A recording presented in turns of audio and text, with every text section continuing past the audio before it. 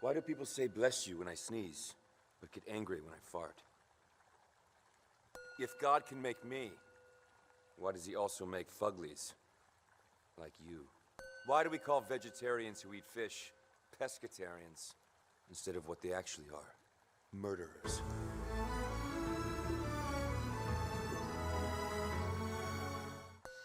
Beauty is only fin deep.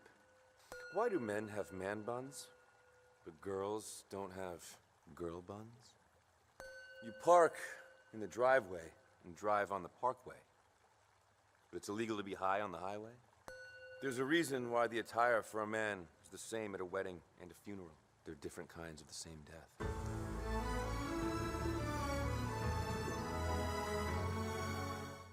Beggars can't be choosers unless they're choosing to beg. If a dragonfly loses its wings, shouldn't it become a dragon? Everyone accepts that mermaids are hot, but refuse to accept manatee's beauty. It's the original fat shaming. You know what's deep? Not being shallow.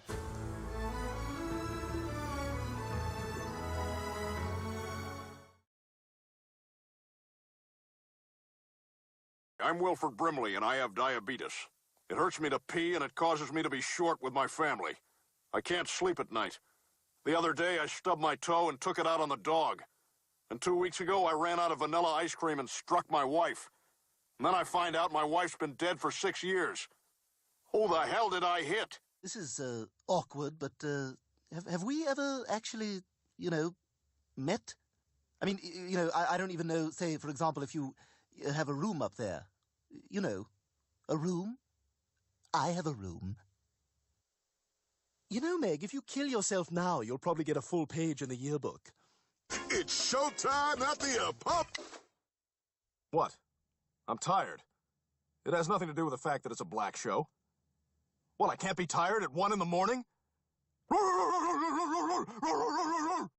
Skills, and... And? I gotta be honest with you. I only have another week and a half here, and I have completely checked out. How? Yeah. Well, what should I do? Chef?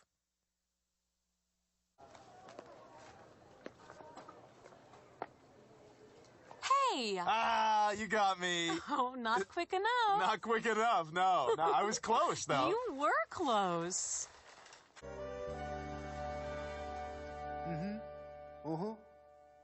Huh. Hey, did you ever notice this?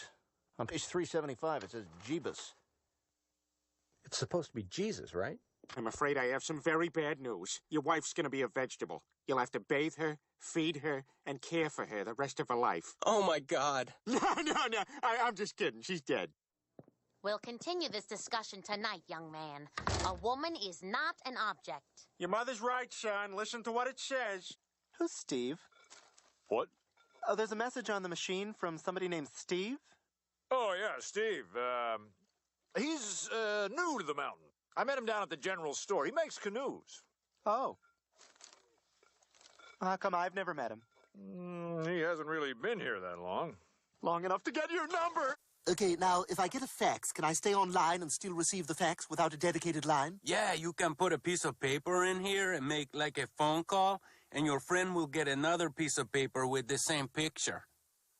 Can I possibly speak to someone who didn't come to this country on a floating door? I got some candy in my van if your kid wants some. Oh, great. Wait a second. Ah, you got me. You got me. Oh, man. I'll get him, though. I'll get him. Oh, I bet you will. I bet you will. Is that dog? Is that another dog on the TV? Huh? You see that? Go get it. Go get it. God, what's that? What's that? What's that? Oh, what's that? Who's there? Is there somebody at the door? Somebody at the door? Huh? Somebody at the door? Huh? What are you gonna do about it? What are you gonna do about it? What are you gonna do about it? What are you gonna do? I'm not a dog, you fat bastard! Well, hello, S. Forgive me for pointing. Chris, you're 100% safe. Okay, that's him, number 6. Hi. Excuse me, you guys? Yeah, I'm here to pick up my son, Chris Griffin. He's here to finger the guy who held up that convenience store. Maybe you've seen him. His name is Chris Griffin. Oh, wait a second. You know what? I think I got a picture of him somewhere. Here you go. Yeah, you can go ahead and hang on to that. I got a ton of them at home. Welcome. We open today's bidding with this pair of panties confiscated from a prostitute. $50. She had 9 STDs. $45. And when we caught her, she wet herself. $50. You remember that time I gave you apple juice and told you it was wine? I think you are a special person. Thanks. No, now come on. Now, I'm being serious. I'm going to be serious here for a second. Are you going to listen to me? Are you going to listen to me so I can tell you that I respect you? I don't need it anymore, Lois. I quit the team. Quit the team? But you can't quit jousting. The big meet is today, and I thought you were... Did you just say big meat? Oh, my God, I did. Oh, we almost missed that one. I know, that was a close one. Fascinating. Hey, shouldn't you be doing the news? Oh, no, we're doing a best of news bloopers. Now, an update. Apparently, the Touth Sour has just collapsed. Touth Sour? What is it? What Touth? Okay, let's go again. I'm Tom Tower. Holy crap. What kind of gifts have boys gotten for you, Meg? Oh, well, my boyfriend, Prince William, got me this beautiful watch, and this diamond tiara, and this wonderful scepter.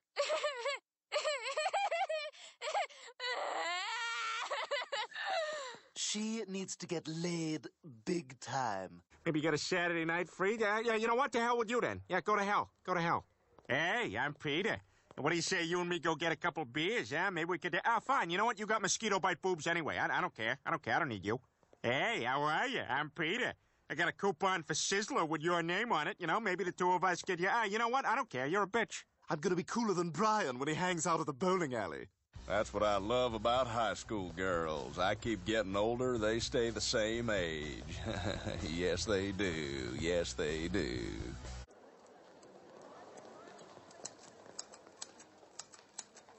What, you don't think this is amazing? When I saw this at the 1904 World's Fair, I nearly crapped my pants.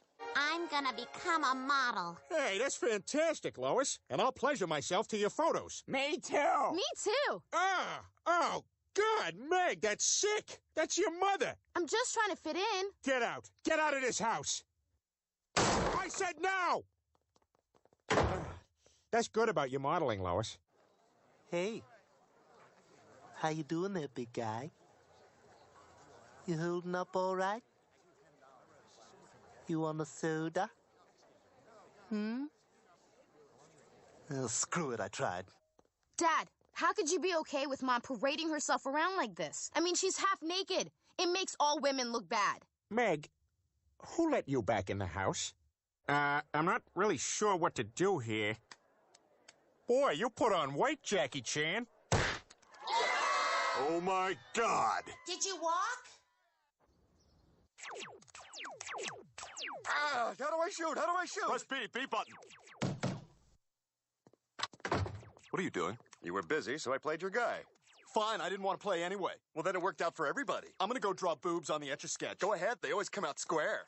$10. $5. $8 and I'll do it. Fine. Help! I've escaped from Kevin Spacey's basement! Help me! Ha! I am so outrageous. Give me the cash. Cold in here? Nope, just really small. What are you getting all bent out of shape about? Well, you know, Carl, I got virtually nothing here, you know? Look, I don't see what the problem is. No, you wouldn't, would you? Now, look, all I'm saying is I got the raw end of the deal. You invited me over. Yeah, well, now I'm regretting it. Oh, what brilliant parenting, Lois. Leave a tiny infant with a plastic bag. You know, I might asphyxiate myself just to teach you a lesson. Here I go, just like that boy from In Excess. I'm going to do it. I'm going to do it. Blast! Good Lord, Lois, either I was a C-section or you're Wonder Woman. Crap! It is real. Oh, my God! I thought I was the only one! Meg, we're doing Chris's monkey.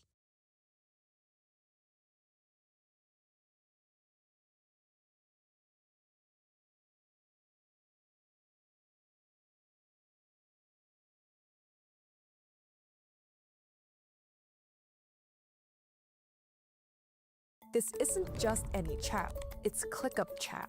Sure, you can tag your team. Is Clavicular signing girls to 360 OF contracts? Maybe, but also, is that a member of the Israeli mafia in his stream? Is this a kick streamer that blew up really fast on stream with an Israeli mafia member that just so happens to be the brother of another wanted mafia affiliate that I covered in a previous video? Uh-oh, hopefully this isn't something I wasn't supposed to notice because I'm scared now. But first, what do Andrew Tate, Jack Doherty, and Clavicular have in common? Well, how do I say this without getting demonetized? Well, I'll just let the man, the myth, the legend himself, Varys, aka the ASU frat leader, tell you what I'm trying to say. So you have vulnerable girls like Scarlett, Mia. They're like, what is this stuff? What's OnlyFans? Like, what's so cool about it? Like, what? This next part that I'm about to say also happened allegedly. So 3 days ago, allegedly, I get a phone call from Scarlett. She's like bawling her eyes out. I don't really know what to do. I signed an OF contract, allegedly with Daddy Clav, 70-30. He gives me a free house, and like, I feel so bad. I don't know what to do. Like, I want to go home. But Clav is allegedly just doing something that Andrew Tate pioneered, that Jack Doherty did better because he didn't end up with criminal charges. It makes a lot of money. Did he sell you a dream? It does make me sad, though. He sold you a dream? Yeah, he did. What did he say? Like, crazy. Like, I was gonna be a multi-millionaire. And we're not there yet. Like, how much percent is taken from you? A huge amount. How much is it? When I started, 80%. He took 80% of you? And now, Clavicular has allegedly entered this world. Like, damn, imagine getting signed to a 360 OF contract. But people first started to speculate this after a girl started arguing with the cameraman on Clavicular's stream, where the guy off camera roasted her for being a 28-year-old trying to promote her content by streaming with a 20-year-old. You're 28 years old on a 20-year-old live stream trying to sell your OnlyFans subs. And she replied by saying that she was signed to Clav. I'm literally signed with Clav. So you can put two and two together. And I don't know where he was at this point, but when he comes back on camera, this guy is trying to show him something. And although he's trying to keep it a secret, he's trying to figure out what someone said, and you can clearly hear him say that he's talking about the girl behind him. Who is this? Brandy? Bitch behind you. Wait, I'm Julia. Wait, what? Who? Bitch behind you?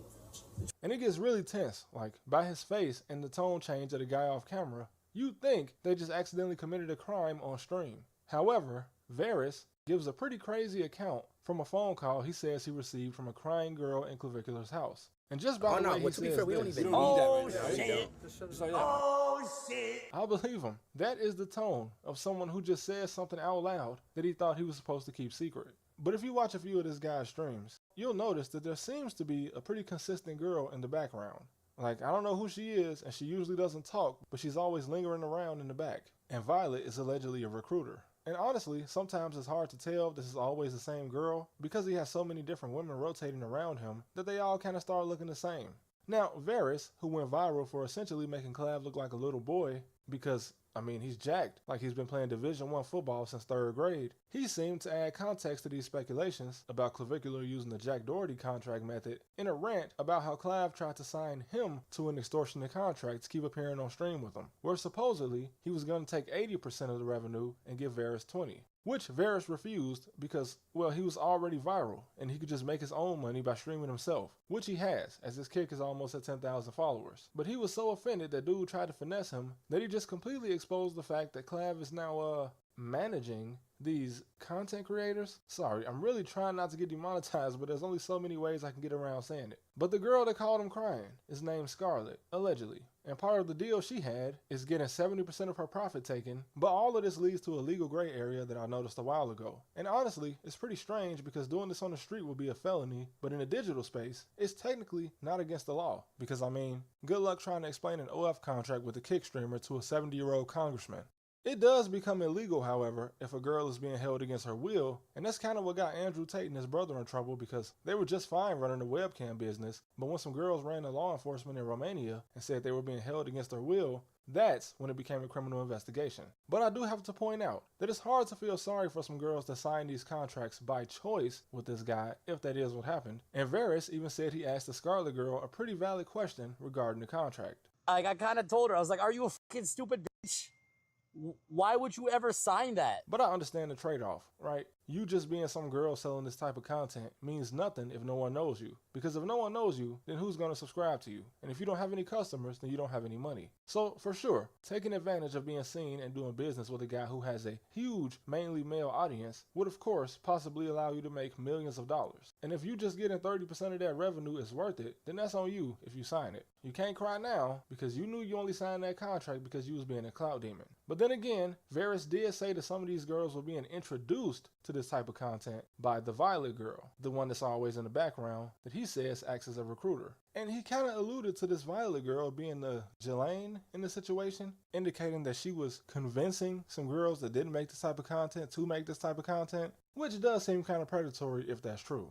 But it makes me wonder, does this have anything to do with this guy? Because I saw this video, and this is apparently Hai Waknin, which is very strange, a very strange individual for a clavicular to be seen with. Like, I understand that he sometimes frequents Miami, but what are the odds that I actually made a video about the Israeli mafia where I covered his brother, who's actually a wanted man right now?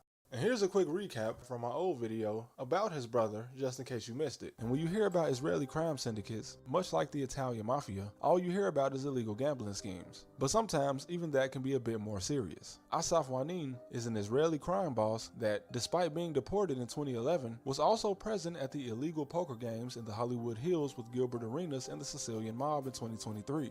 And instead of just relying on people paying back their debt on time, he put together a team of Crips and members of the Mexican mafia in LA to make sure all these celebrities and rich people didn't even consider not paying what they owed. And one day, an Israeli man who may or may not have been connected to another crime syndicate was leaving a poker game in LA when he was ambushed and killed. And this was apparently something Asaf would mention when threatening people over debt. And then houses started being set on fire in Southern California. And yeah, it starts to get out of hand because, in case you didn't notice, illegal gambling is very, very popular in Los Angeles. Really, the entire LA County and Orange County. But all of this is just a criminal complaint against Asaf since he hasn't actually been caught and he's on the run, believed to be in Mexico. But the LAPD have also tied these gambling houses to the disappearance of a woman named Heidi Plank, as Heidi was last seen at a high-rise in downtown LA that was hosting another one of these gambling houses in a unit, with her car being found a week later. But this was in 2021. As of 2025, she still hasn't been found. But of course, gambling isn't the only thing. Now, in case you couldn't tell from what I learned about him in that video, it would appear that Asaf was the muscle, and his job seemed to involve enforcement and making sure the money was not only being made, but also collected. But still, I consider that me learning about him and then seeing his brother with a streamer that many people feel had some type of secret backer could have still been a coincidence. And it very well could be. And yeah, I've heard the claim that the Mafia affiliate was only there to get Clav unbanned from clubs in Miami or something. And sure, Hai is very connected in Miami. But that does not make it any less sketchy, because of course the Mafia could get you unbanned from nightclubs, but in a 2004 article from the Jewish news outlet Forward, it was reported that Hai was often seen in Las Vegas with, ladies of the night, which is something that in my opinion could have led to his meeting with Clav, as if what this girl and Varys said is true, it would seem as if Hai could be helping connect Clav with some of these girls, if not the other way around. Which, either way, would be really dangerous because these guys are real traditional mafia types. Like, I say that only one brother was the muscle, but according to a Homeland Security special agent, both brothers had a violent reputation spanning over 20 years in LA.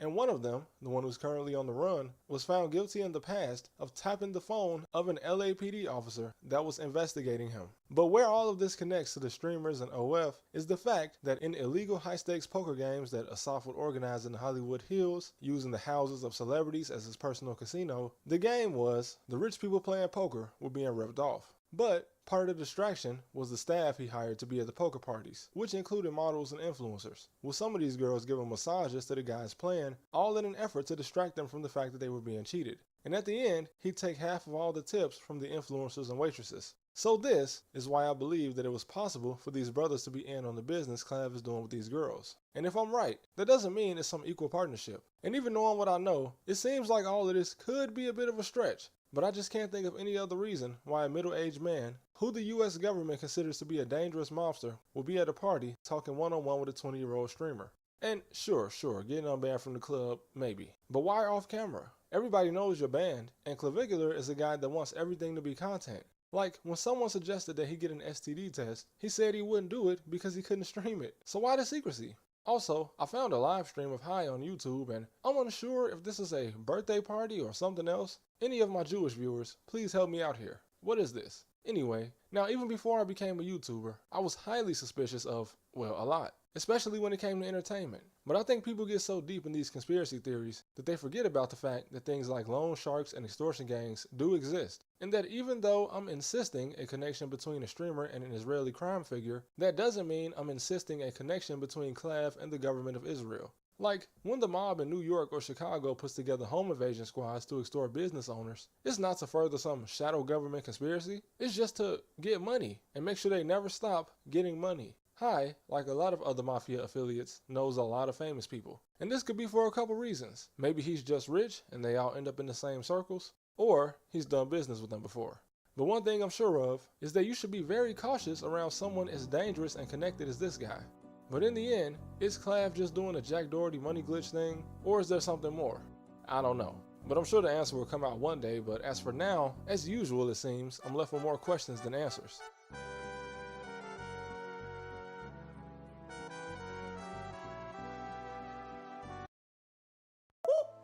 Oh my god, this is hard, bro. They throwing heads.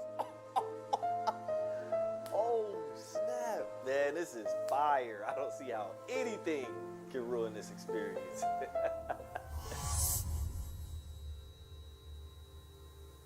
I don't know if you knew this, but you're stupid, right? Because everybody that likes soul leveling is stupid. That's just how that works. You know, you're stupid and I'm smart because, you know, you like soul leveling and I don't. So, you know, I'm smart and you're dumb. Yeah. Oh, okay, thanks for telling me. No problem, no problem. You know, I'll just make sure you knew. So, yeah. What's wrong with that dude? All right, man, let's get back to these fights, man. My boy Jin Woo going crazy. Hey, King who? Man, come on, man. You ain't the real king, man. My boy Jin Woo is the real king.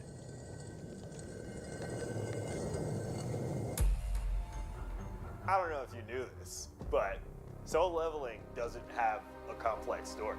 Did you know that? It's like eating fast food. You know, I don't know if you knew that. You know, it's not like fine dining. You know, it's not fine dining, you know, right? But the things that I watch is fine dining, but the things that you watch, you know, like soul leveling, it's, you know, it's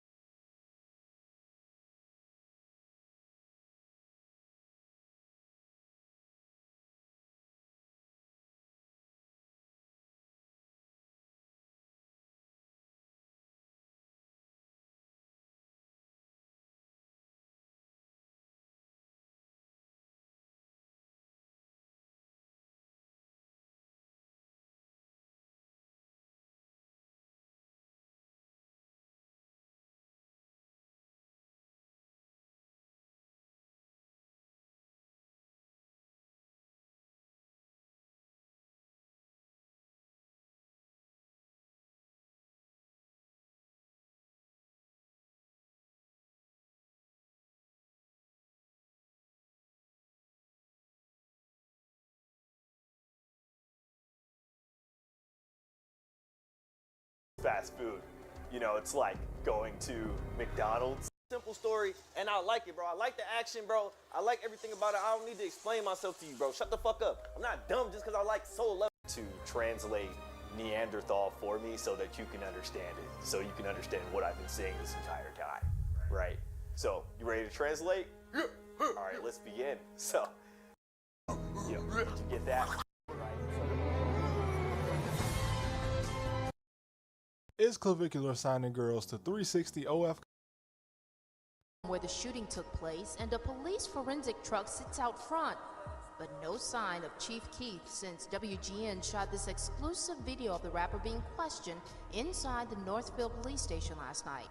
It's your boy DJ Academic saying, goddamn, that ain't take too long. Restart the first 48 clock, it looks like there's another casualty in Chicago, and this time it's Chief Keef's cousin, known as Blood Money, who was killed in West Englewood, Chicago. So today, we're going to break down the full history, from the birth of Chicago drill, its golden years, and the present day when it really kind of lies in ruins. And this story will reveal just how a conflict between a few old friends eventually evolved into a full-on gang war between two sets that were once the closest of allies. With all of this leading up to a 2025 double murder of two O-Block veterans. A whole lot of bloodshed that might just trace back to a petty feud between Chief Keef and Lil Durk. This is the story of Front Street and Glow Gang versus OTF and O-Block.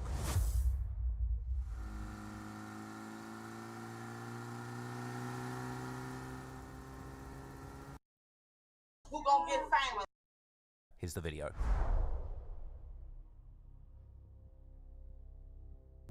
Growing up on Chicago's South Side, Chief Keef was a popular kid with ties to numerous different gang sets in the area, including Front Street, where he had the strongest family bond, as many of his cousins would belong to that set and his grandmother lived in the area, with Chief Keef spending long stretches of his childhood living with her personally. Every day, here you come. Can't even cook and eat right. Here y'all come. Here y'all come.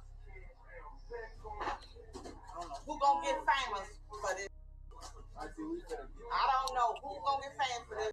But I know one thing, when they make it, they leave. However, Chief Keef also had a very strong bond with O-Block, the infamous gang hailing from the Parkway Gardens housing projects where his mother lived, and a gang that Keef would become most associated with after his rap career took off, as he would frequently shout out O-Block the most, even dedicating full songs to the set. But beyond those two, there were also several other sets in the area that Chief Keef even dedicating full songs with after his rap career took off, as he would frequently shout out O-Block the most, even dedicating full songs to the set. But beyond those two, there were also several other sets in the area that Chief Keef would frequently reference in his music and maintained close personal connections to, such as 600, which is located right next to Front Street, No Limit or the NLMB, which is all the way on the east side, and of course Lamron from the Inglewood neighborhood, which is famously Lil Durk's gang. But while Keef was close with Lamron, when it comes to Keef and Durk's personal relationship, it seems like they were never really the closest of friends. Something that becomes obvious from how few times they would actually make cameos in each other's music videos during the come-up, let alone making songs together. Chief Keef would actually be more often seen with one of Durk's closest friends from his Lamron set, the rapper Lil Reese, who would of course famously be also featured in Chief Keef's breakthrough song, I Don't Like. Still, it's safe to say that Durk and Keef were certainly on good terms, with both also showing love to each other's crew that would ultimately become their respective brands and record labels, with Keef repping OTF or Only the Family, and Alliance and music collective started by Lil Durk's Lamron set, while Durk would often show love to Chief Keef's GBE or the Glory Boys Entertainment crew, which at the time included numerous rappers like the already mentioned Lil Reese from Lamron, SD from a set known as Blackgate, Capo from NLMB, Ball Out from Lamron, Trey Savage from a set known as MTV, Gino Marley from Front Street, as well as several cousins of Keef's who all repped Front Street, including Fredo Santana, Tado, Just Glow, and Blood Money. OTF and GBE were so close at this point that for them, these two crews basically meant the same thing, as Durk and Lil Reese would rap in their 2012 song OTF. But then, during the summer of 2013, right as the hype around the Chicago drill movement had reached its peak, there would be a mysterious falling out between Keef and Durk, the real reason for this still being uncertain after all of these years. But what we do know is that back on the 5th of June 2013, just as Lil Durk's career was starting to gain real traction with his hit song This Ain't What You Want, releasing about a month earlier, Durk would run into trouble with the law when he was arrested and charged with unlawful use of a weapon, after police would apparently catch him with a stolen Glock. At the time, Chicago's local media would describe Durk as a rapper associated with Chief Keef, a label that showed just how much bigger Keef's name was back then, with Chief Keef Keef basically being the most popular drill artist by a landslide at that time. But not long after the arrest, media reports revealed that Dirk's lawyer had obtained an affidavit from a friend claiming ownership of the gun, a detail that would ultimately help Dirk beat his case. At this time, Dirk, who was still being referred to as Chief Keef crew rapper by the local NBC Chicago 5 News, was ultimately given a bail of $100,000, which Dirk needed to pay 10% of, or $10,000 to get out. As the story goes, although Dirk had signed a deal with Def Jam over 1 year before this in April 2012, the money from that deal hadn't come through yet, something Dirk's lawyer would claim during a bail hearing. So Dirk would apparently go to Chief Keef to ask for the money, but instead of giving it to Dirk, Keef would apparently allegedly buy a four-wheeler and later boast about it on social media just to rub it in. Then on the 13th of June, while Dirk was still locked up in jail, Chief Keef would suddenly decide to make an odd tweet, informing his fans that he was seemingly not affiliated with OTF anymore, but that he was now repping OTG, or Only the Glow, a reference to his Glory Boys entertainment group, and low-key a little bit of a sneak diss towards Dirk's OTF. The following day, after Chief Keef's questionable tweet, it was reported that Dirk would finally post his bail on June the 19th, but it would still end up taking about a month before he was actually released. Dirk would announce being back home on Twitter with a peculiar line, telling how he was back while asking if you missed him or if you didn't care. This line actually being lifted from Chief Keef's First Day Out song that he had dropped after being released from juvie himself back in March 2013. In that context, it definitely makes the tweet from Dirk look like a subtle diss towards Keef. But following Lil Durk's release, Chief Keef would also keep throwing shade at Lil Durk's OTF crew, eventually causing OTF members to respond with some very harsh words. As Dirk's OTF affiliate, Chief Wook, would begin posting explicit disses towards Keef on Twitter, accusing him of not being a stand-up friend and failing to help someone who needed bail money, despite having just signed a $6 million record deal. However, when Lil Durk was later asked in an interview why no one bailed him out, including French Montana, whose Coke Boys imprint Dirk was repping at the time, Dirk would respond that money wasn't the issue and that he could have bailed himself out, but because he was facing a parole violation, he wasn't eligible for release until the end of July. Wants to know how come French didn't bail you out? For one, I could bail myself out. Right. And for two, he could bail me out too. But at the same time, I had a violation of parole, so I couldn't bond out till the day I got out. But that may well have just been Dirk trying to save face, as he would soon join in the disrespect towards Chief Keef's crew, with Dirk retweeting his friends' posts and making his own stance clear, saying that he was still in the hood rather than living in the wealthy suburbs outside of Chicago like Keef was, as well as directly stating how it was now FGBE dissing Keef's crew. Chief Keef would respond by not mentioning Dirk or OTF directly, instead posting more subliminal disses, saying certain people were making him laugh, while seemingly telling Dirk that he still had love for him, but then later implying that Dirk was messing with his ops, likely referring to Dirk making music with the Migos, who Keef was beefing with heavily at this time. Keef would also seemingly imply that the only reason Dirk had gotten signed to Def Jam was because of him, a tweet that he would apparently later delete, while Dirk's far more spooky reply actually still remains online, where he would suggest that Chief Keef would have been killed if it wasn't for 300, another alliance of gangs started by Little Dirk's Lamron set. Keef would eventually end the exchange by declaring that on O.D. Perry's grave, the fallen O-Block member that gang is named after, he was done engaging in any further online beef. Keef's tweet would reveal that at this point, he was still very much tied in with the other sets that he was close with, particularly O-Block. In fact, on June the 10th, 3 days before Keef announced that he was seemingly not repping OTF anymore, his friend from O-Block, an older member called Boss Top, would release his first music video for a song titled 30 Choppers, which ironically featured none other than Lil Durk. Keef can be seen walking through O-Block, something that had already become rare at this point, as Chicago police had reportedly banned him from returning to his old neighborhood due to his fame and the chaos that his presence would attract. And while Boss Top had just done a song with Dirk, even after Keef would have a falling out with Dirk, he would keep shouting out Boss Top on his Twitter, while announcing that he was repping nothing else other than O-Block and how he has a squad full of killers, before throwing more shade at Dirk, saying how he used to be a brick, a derogatory term for a GD, or gangster disciple, as Dirk's father was a notorious GD who had allegedly worked directly under its founder, Larry Hoover. But Dirk's OTF crew generally identify as BD or Black Disciple like the rest of the O-Block gang. But anyway, from here, Dirk would fire back with disses of his own, even mocking Keef for allegedly breaking down in court in January 2013 when he was sentenced to 60 days in juvenile detention. Meanwhile, Chief Keef would continue to promote the music of Boss Top, dropping a trailer for their upcoming collaboration, a song and music video titled Gunja. By August, it appeared that the tension between Chief Keef and Lil Durk had temporarily cooled off, at least according to Dirk, who would downplay the situation during an interview with Sway's Universe, saying it had been nothing more than just some words. A lot of people have been tweeting me to ask you about your relationship with Chief Keef because of things have been going back and forth. What is the status of that right now? It was just a little bit of words. It ain't nothing major though. Yeah, ain't nothing major? Nah, ain't nothing major. It ain't nothing that's gonna grow or... Nah. Have y'all communicated since then? Have y'all... yeah, we had a little few words to be on some, man. We cooling right now, so... Yeah. So I respected that. We respect each other. We got love for each other, so... You know how that Twitter is. You know Twitter gonna take everything the wrong way. Ain't Twitter a trip?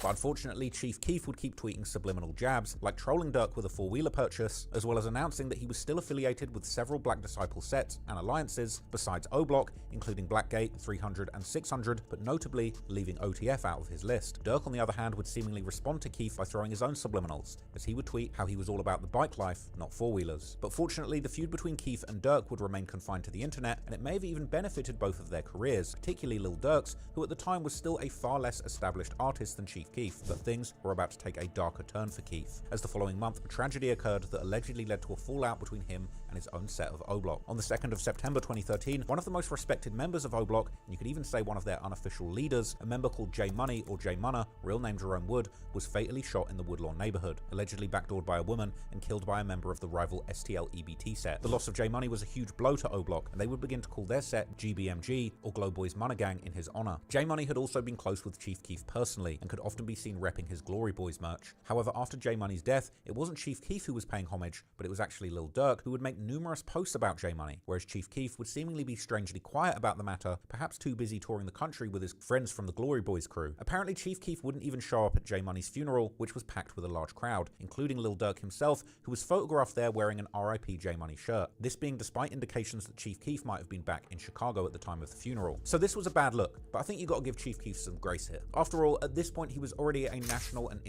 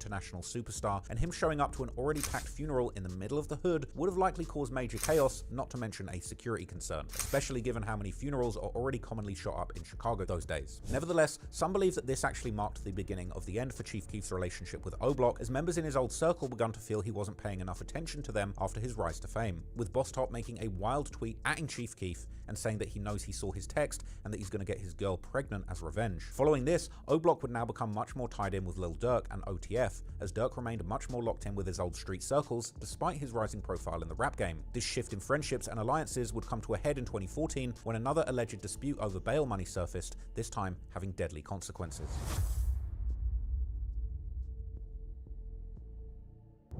Heading into 2014, Chief Keef would officially change his crew and label name to Glow Gang, and the former GBE or Glory Boys Entertainment would stop existing. This would also cause some changes in the crew's composition, as Chief Keef's cousin Fredo Santana would go on to start his own record label called Savage Squad Records, joined by guys like Gino Marley, while Keef would also eventually have a falling out with his friend SD. But despite the change of name and the lineup of the crew, it was obvious that the beef between Durk's OTF and Chief Keef's Glow Gang was still simmering, and in January of 2014, Glow Gang member Ball Out reignited tensions in a major way by posting a diss aimed at Lil Durk and OTF on Facebook, calling the whole crew.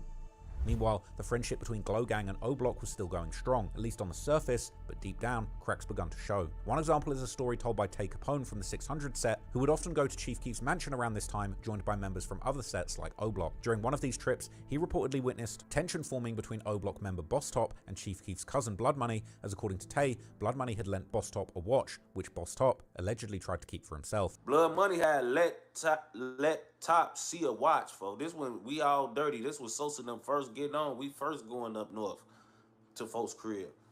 Man, Blood Money to let folks wear his watch on BD. Like, let folks wear a watch to do whatever. I don't know, folks, on BD. On Steve.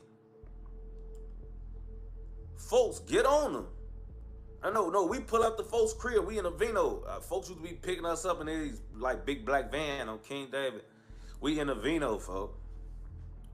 We pull up to we in the driveway. All the guys getting out. I'm like the last one, before the last. Top the last one. I'm finna get out, folks. So Blood Money already out. He didn't ride with us. He pulling up in his own traffic, folks. On Steve Grady. He pull up, he see Top in a van. Top don't even get a chance to get out. I didn't even get a chance to get out yet. Folks walk clean up to the van. Peek in a van door. He slapped the door like, hey, folks, where my watch at? I swear to God, I'm gonna be 100 with y'all. Top seen Blood pull up, folks. He had the watch on.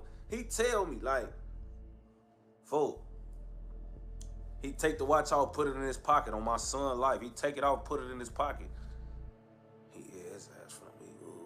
He take the watch out, put it in his pocket on my son's life. I could drop dead right now. He put it in his pocket. Right before Blood walk up to the Vino on Steve. Blood walk right up to the Vino. What my watch? Woo. Folks, mercy, man. Oh, I left that. I'm just like, I didn't never say nothing. I'm listening to the dialogue, folks, and I'm just so hurt and shocked in my head. Like, my head getting up, folks, cause I just seen you take this off and slide it in your pocket, and you just said, "Oh, he finna walk up talking about this watch." And on folk grade, like, you real live, like, just mercy, you ain't had this man watch, and you had it on folk grade. Like, I'm damn, this real. According to Tay, this rift would eventually be solved and the two would go back to being cool, but coming into March, things would suddenly go all the way left, as Chief Keef's childhood friends from O-Block would suddenly join in on dissing him on social media. On March the 25th, Boss Top would make several ominous tweets saying how someone was no longer part of the gang, as well as telling them to pick a side, and announcing that O-Block, the real O-Block as he would specify, would get into it with anyone. This tweet interestingly getting an approval from both Lil Durk and a young King Von, who had been a close friend of Chief Keef's since a very young age. And Keef would still post Von numerous times on his social media, even after blowing up as a rapper in 2012. Although it seemed that as time passed, Keef had less and less time for many of his old friends from O-Block, including Von, who would often keep tweeting at Keef without a response. According to later rumors, the real breaking point between O-Block and Keef came when an O-Block member known as Trey 5 was locked up, and once again, Keef's money was allegedly expected to cover the bail. However, as 600 member Tay Capone would later explain, Keef allegedly kept promising to send the money, but never followed through. And eventually the O-Block members grew so frustrated that they decided to teach him a lesson. They came to him about bonding out 5. They came to him about bonding out one of the guys, and Sosa was like, you know, he not spinning them, but he just telling them like, I got you. You know what I'm saying? We gon', you know, Trey 5 was a nigga from O Block. He was fighting a charge. He had bond. I think his bond was like 10K, 7,500 or something they was trying to get from So. And Sosa had been, I guess, to them, spinning them about the, you know what I'm saying? Like whatever bond money or whatever they was gonna do for 5, they wanted from Sosa. They felt like Sosa was spinning them. So they felt like they gave him enough time to act on what the situation or whatever. And then once they felt like he was just gonna keep spinning them or lying to him, they felt like they had enough time where they felt like they had enough aggression built up from the situation to just act. You know. Sometime during the late night and early morning following Boss Top's ominous tweets, there would be a shooting at Chief Keef's manager's house, which would leave one person injured. So Chief Keef got mixed up in a shooting near Chicago, and his Instagram account does not help him at all. Hey, this is Gary. So, Chief Keef got caught up in a shooting near his home in Chicago. Now, we're told by Chief's people that he was not the shooter. He definitely was not the victim. He wasn't involved. They're just saying that he was present at the time. But the police out there are issuing a press release in relation to Chief being there during the shooting. We do know that one victim has been taken to the hospital right now. There has been no arrest made or anything. But Chief Keef is not doing the best job social media-wise for his innocence in anything, because 2 days before the shooting, this is on Monday, he Instagrams all these photos of himself holding up guns. It looks like he's got some sort of an Uzi. His buddy's holding an AK-47. He got a little stash of guns and money. The caption read, "Another situation already." So it looks like he was like, you know, getting ready for war, even though as of now he's not a suspect or listed in anything. Local WGN News reported that Keef had been present during the incident but was not the shooter. The outlet also aired exclusive footage from inside the police station that showed Chief Keef being questioned by officers, while a reporter would specify that according to Keef's lawyer, Keef had been in the car that drove the shooting victim to a hospital, implying that it had been one of his friends. Crime scene tape still surrounds the palatial home where the shooting took place, and a police forensic truck sits out front. But no sign of Chief Keef since WGN shot this exclusive video of the rapper being questioned inside the Northfield police station last night. At one point, it even appeared as though he was being frisked by an officer. It was inevitable, we felt, because of the nature of things going on. Andy and Mary Lindblad live next door to the home that was being rented by Chief Keef's manager. The Lindblads say they heard a lot of commotion coming from the home as late as 10 or 11 o'clock the night before. It's a lot of door slamming and, you know, the lights moving around the parking area and that. Northville police say someone was shot in the home in the 800 block of North Hap Road and was driven to Skokie Hospital.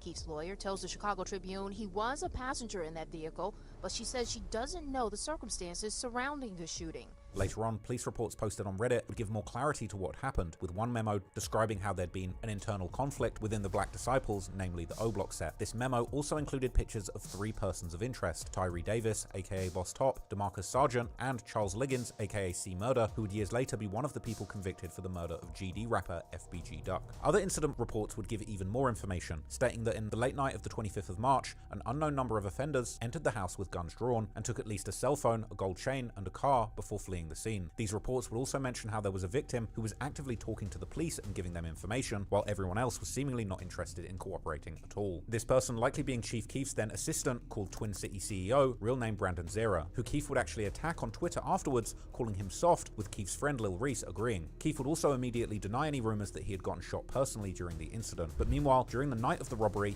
King Von remained very active on Twitter, firing off a series of posts that in hindsight may well have been a coded confession. He would tweet that every day they front and then act like they didn't front, asking how they expect him to deal with them, and another mysterious tweet saying simply, "Where were you?" As he kept posting, it would become increasingly obvious what he was talking about, with demon and gunshot emojis posted soon after, as Von would state how people don't want beef with his friends because they're savages who have real bodies on their guns, and swearing that on O, as well as saying how he had a feeling that Trey 5 was now coming home, followed by a bunch of demon emojis, before also shockingly adding that he had been GBEK or GBE Killer, implying that he wanted to or had been trying to kill people from the Glory Boys for a while. Boss Top would also add how people weren't really your friends, seemingly referring to Keef's unwillingness to help with Trey 5's bail money, and the following day he would continue the dissing, calling out fake rappers pretending to be real and claiming they're not really about that, and emphasizing how in his friendship circle everyone knew their role and nobody was trying to act bigger than the others. Chief Keef, on the other hand, would reply how people forget the times when you said yes, but will always remember when you said no, and that all he had done was help people, but in return, all he got was hate, showing that deep down Keef was clearly hurt that he had been betrayed by his childhood friends. But Keef may not have realized just how far some of his childhood friends were willing to go to hurt him, because the very next month, one of his family members would be killed. And if the rumors are true, this murder would eventually be linked to some of O-Block's most feared shooters, and two of Chief Keef's former friends, King Von and T. Roy.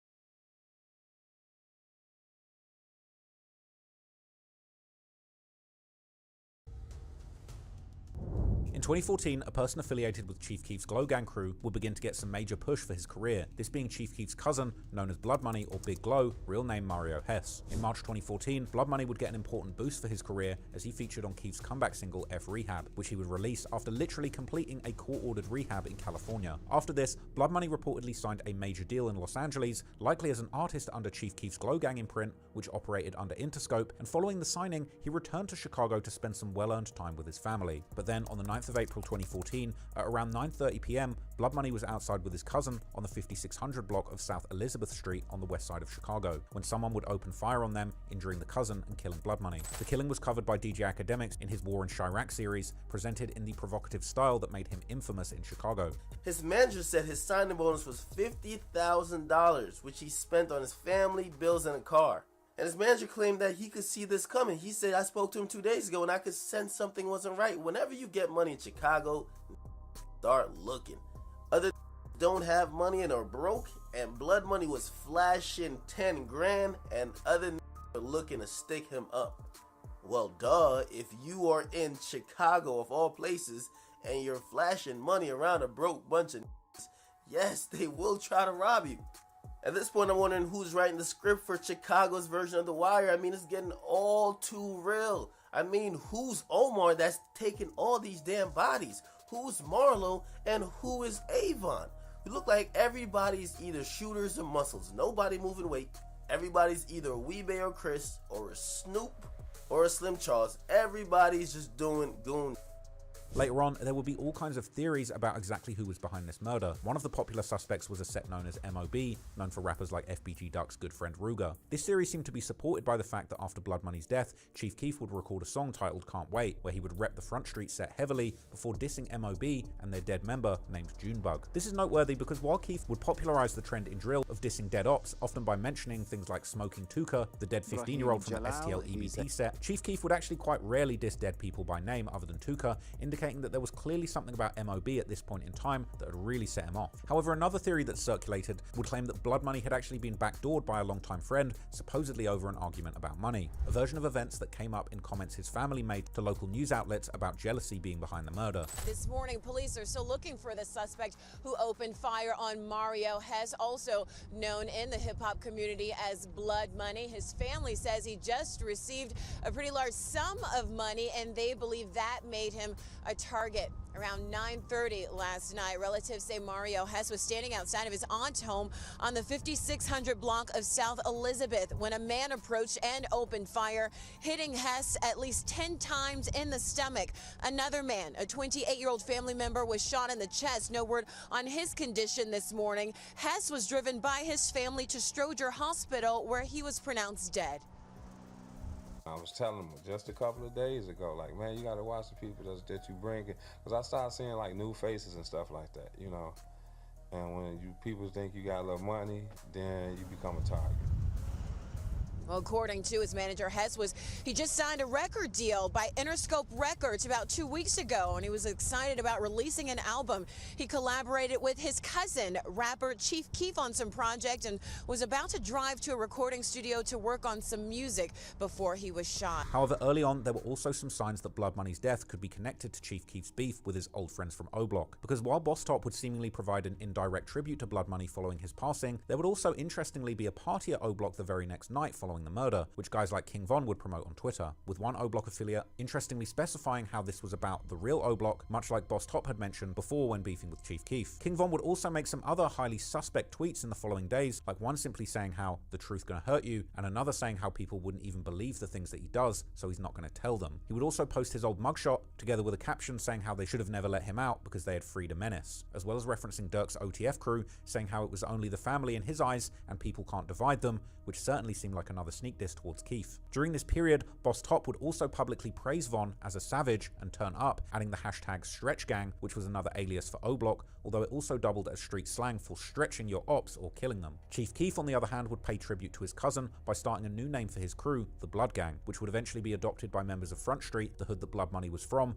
who would also begin to call their set the Blood Gang too. Keef would also interestingly tweet, "We are Front Street," before adding, "and Real 300, this being an obvious diss towards Lil Durk and his Lamron set that had been the inventors of the 300 nickname. He would also throw shade at his old friends from O-Block by tweeting how he'd been trying to show his friends how to live and become rich, but his friends were just too jealous and in their feelings to learn from him. Meanwhile, King Von would keep making some suspicious tweets, which seemed to be subliminal messages straight to Chief Keef, or Sosa as he's also known by. The most ominous tweet including Blood Money's lyrics from his song F Rehab with Keef, a move that many interpreted as a subliminal diss aimed at Chief Keef and Blood Money. Particularly as Von would openly recognize that he was now beefing with Glow Gang, replying laughing emojis to people claiming that GBE would hurt him. And this wouldn't be the only time that Von appeared to post subliminal shots, because only a week later he would tweet how fame changes people, but real ones stay the same, adding that he could never switch on his guys. He then added RIP Big Glow, aka Blood Money, a tribute that in this context stood out as less likely to be sincere and yet another veiled diss. But if that wasn't questionable enough, a few days later Von would shout out Boss Top, the person who had arguably started the beef between Chief Keef and O-Block, before literally saying in the hashtag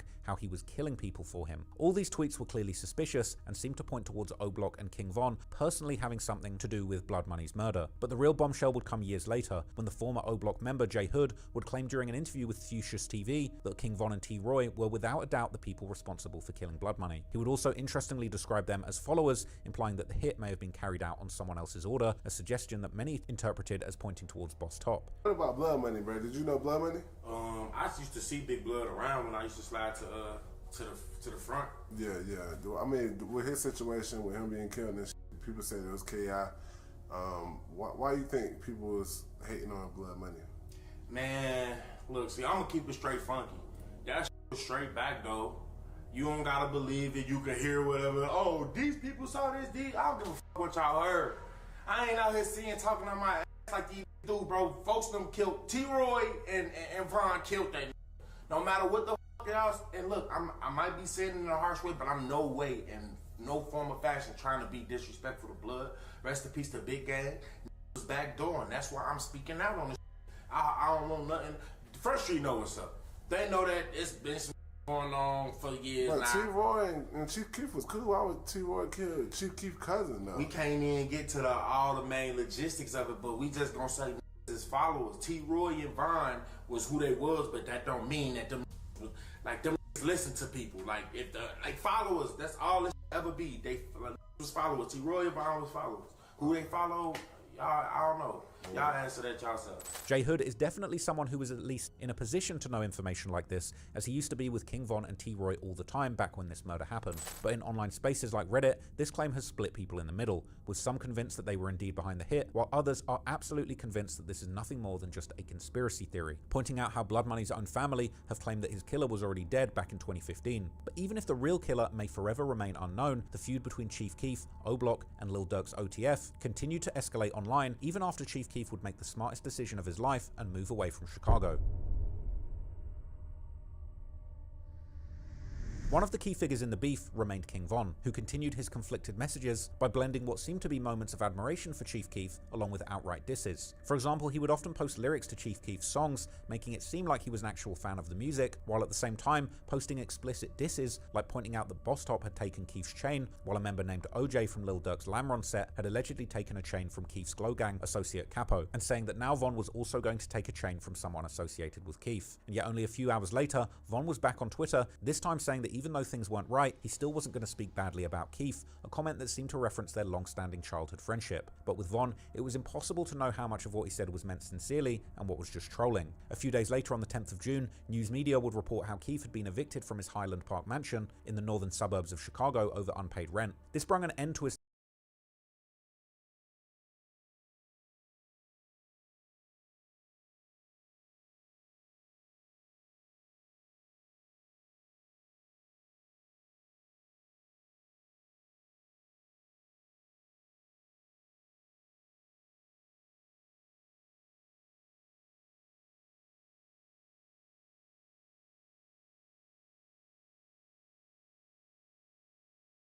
time in Chicago, as he would ultimately decide to leave the city behind for good, relocating to Los Angeles, where TMZ would actually catch him to ask him about the recent eviction. Something that Keef would give a prophetic answer to, saying that one day he was going to behave like a grown-up and stop being bad. They say you owe like $11,000 in rent. I don't know what they talking about. your landlord. I don't know if I owe or not. Shit, What's don't that? ask me. I don't know. you don't keep track like.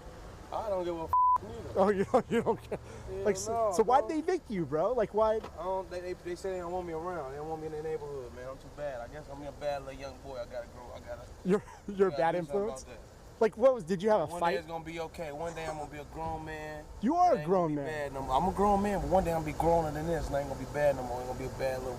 Meanwhile, members of Lil Durk's Lamron set would send a message to Keef that if he ever came back to Chicago, he would get robbed again. We catch Sosa and ball out, we rob y'all. Y'all better not come back. You can't tell them. Y'all talking about they ain't got no. Rob them. I want they change. But they change, fake, folks. But while Chief Keef was now out of Chicago and harm's way, he would keep engaging in beef with his old friends from O-Block, as well as with Lil Durk, who would let his stance be known in his June 2014 song, 0 to 300, where Durk rapped how he had heard a rapper close to him had gotten their chain stolen and that they're trying to pay his friend Boss Top to get it back, this being an obvious diss towards Keef. Boss Top himself, on the other hand, would keep taunting Keef on social media by tweeting how he was now called Chief Top and that he had taken the Chief name from Keef. Keef would respond only minutes later, calling Boss Top his ex-adopted son and saying that he needed to stop talking to his pops disrespectfully, implying that he was his dad, before firing off several more tweets where he would essentially call Boss Top broke, and Chief would then decide to go all in, listing all of the items that his old friends had allegedly stolen from him, this list being incredibly long, including everything from Chief Keef's daughter's clothes to designer drip and jewelry. These tweets caused DJ Academics to hilariously popularize a new nickname for Boss Top, the Diaper Bandit. If a is stealing deodorant and detergent, he goddamn well needs it. I mean, listen, once is on the prowl for Similac, diapers, hygiene products, you can't be on a song claiming since you were young and you've been a No, it doesn't work like that. No, timeout. No, that's not how it works here. That person you just heard speak was Boss Top. Now, some people call him the Diaper Bandit, and some even call him Broke Top. Now, the label stuck, and even years later, fans would and some even call him just heard speak was Boss Top. Now, some people call him the Diaper Bandit, and some even call him Broke Top. Now, the label stuck, and even years later, fans would still be arguing over whether Boss Top had really stolen diapers from Keef, with some even pulling up the police reports in an attempt to prove that no diapers were actually ever taken. Keef would also respond on Wax in a song titled 0 to 250, a play on Durk's 0 to 300 song, where he would diss Durk by questioning the name Only the Family, or OTF, by noting how Dirk and O-Block had crossed him, even though he had been part of the crew and family, while also adding that he still had OTF tatted on him, but he was now just Glow Gang. Chief Keef would also diss Boss Top once again, bringing up the fact that he had allegedly stolen his daughter's clothes, and the back and forth would continue in July when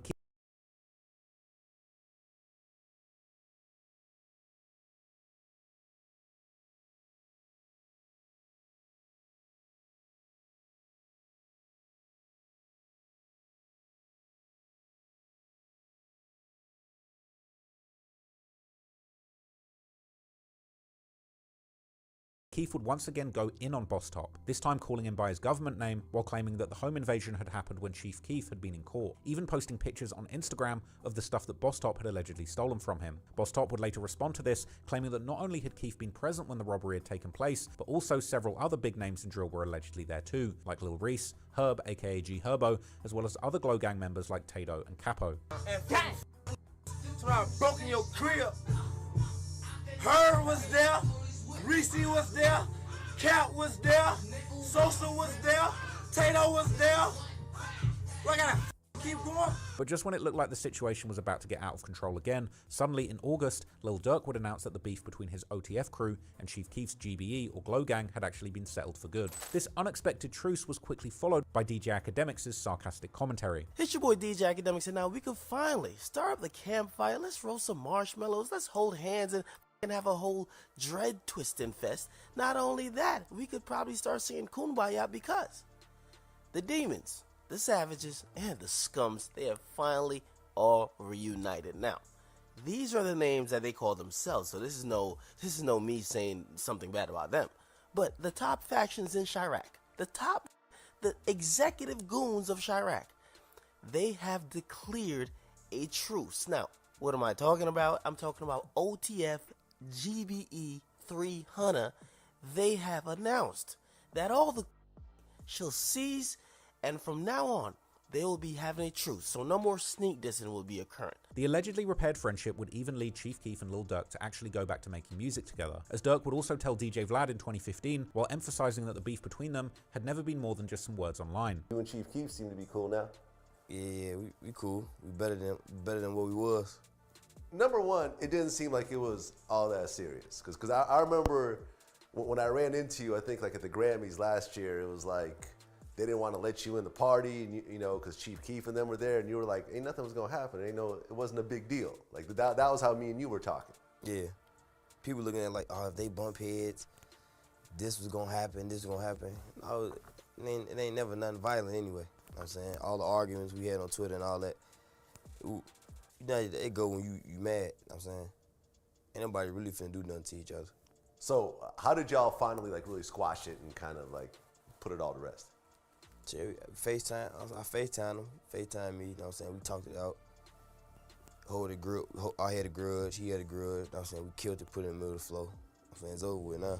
However, while Chief Keef and Lil Durk weren't anymore beefing openly, there were signs that they weren't necessarily the best pals either. For example, in 2017, Blood Money's posthumous mixtape Drug Wars 2 was released, which also included the song Glow Gang Killers, a song that had obviously been recorded years ago, but it included some of the most open and aggressive disses towards Lil Durk that anyone from Glow Gang had ever put out, with Blood Money literally threatening to kill Durk while also threatening to kill the mother of his first child. So putting that song as part of an official project out publicly would show that the people around Glow Gang still weren't afraid to keep broadcasting the resentment that Blood Money had had towards Lil Durk and OTF. But when it came to O-Block, on the other hand, Chief Keef appeared unable to move past the betrayal, and he and his Glow Gang partners would keep dissing O-Block members like Boss Top on social media. Boys, man. Man, it's the kid, man. You know, man, how I'm rocking and rolling, man. You know, man, I feel like young. Boss Top, you got dropped by Sosa. T-Boy Sosa used to be your daddy. How you gonna talk to your pops like that, boy?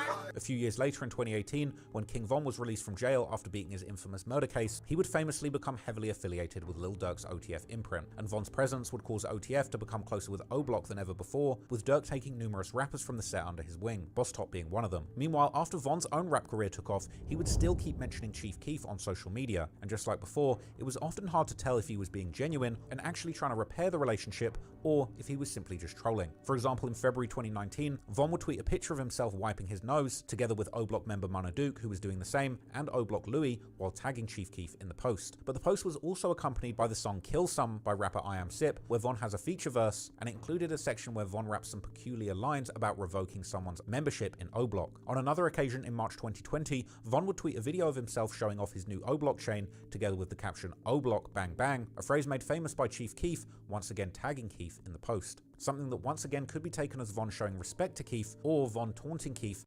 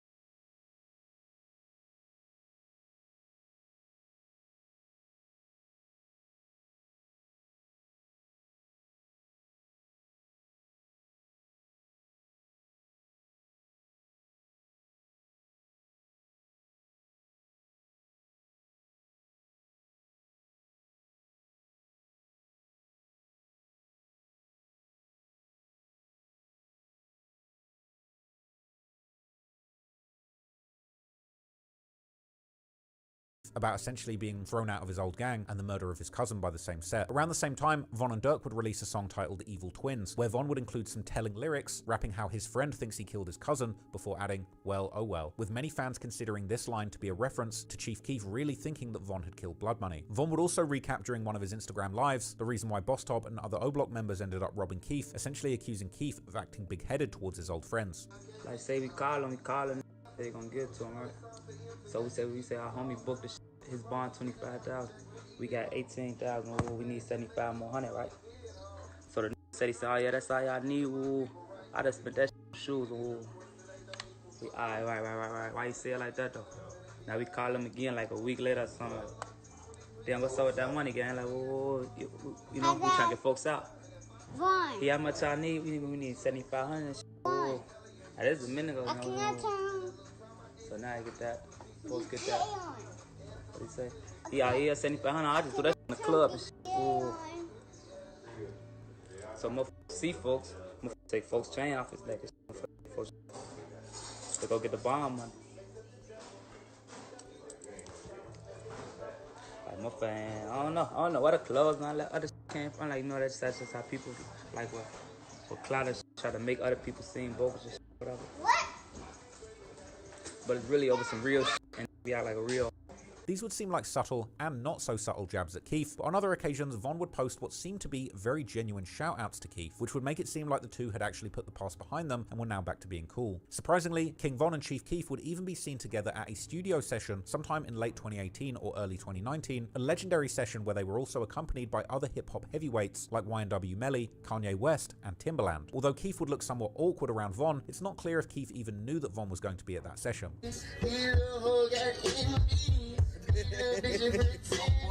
Oh boy. So look, baby. All that. But in late 2019, when a fan asked Von if he planned on would claim that they had already recorded an entire mixtape together. However, none of those tracks have ever surfaced, casting doubt on how real that project ever was, or if this was just yet more trolling. But while the truth of Chief Keef and King Von's relationship around this time remains unclear, one thing does stand out, because ever since Von's death in November 2020, Chief Keef has never publicly paid tribute to him, despite them seemingly being so close throughout their childhoods. Sometimes, the silence speaks louder than words, because back in the streets of Chicago, a new war was brewing, as tensions grew between the two sets that Keef had arguably been closest with while growing up, O Block and Front Street, and these tensions would eventually lead to an all-out war. According to online rumors, the roots of the fallout between O Block and Front Street trace all the way back to 2017, when an 11-year-old girl named Takia Holmes was tragically killed by a stray bullet. According to online theories, the shooting happened while O Block members were shooting a music video when individuals from a rival set known as Taekwon World allegedly arrived at the scene and opened fire. This caused an O Block member to allegedly return fire, and in the exchange, Takia was tragically struck. That same O Block member would later allegedly cooperate with the authorities against another member of the set, resulting in him being cast out of the set and later being fully embraced by Front Street, where he had family connections. Now, whether this rumor is true is uncertain, but eventually the tensions would become obvious, as the younger generation of O Block, particularly a member named Big Woney, would attack Front Street on Facebook, claiming that they were broke and snitches. In the comment section, an argument broke out between O Block members and Blood Money's son, Lil Blood, suggesting that there were numerous reasons behind the new beef between O Block and Front Street, including disputes over women. Woney would be seen dissing Blood Money on socials and saying that they sip a lot of blood and shoot up a lot of clubs, even taking this diss into his music too, which would back up rumors that O Block had been behind the murder of Blood Money, and that the rumors about their involvement may have also contributed to the growing tensions between these two sets. From here, the beef between these two former friends would get worse, especially for the newer generation carrying the torch. Ain't the Front Street. What the fuck is the Front Street? How Front Street gonna be front line? I'm saying right, cause we be sipping on blood while we on the front line. It says. They stink. Hey, the stink. Pull up, Jado. Now what? Pull up. Pull up. What you say? What you say, fool? Oh, blood, you know that. During one recorded phone call, Front Street members would even admit that they had shot the O Block youngster Big Woney, who would fortunately end up surviving. Yeah, I did something to Front Street. Oh my God, gang, I'm finna get off this shit.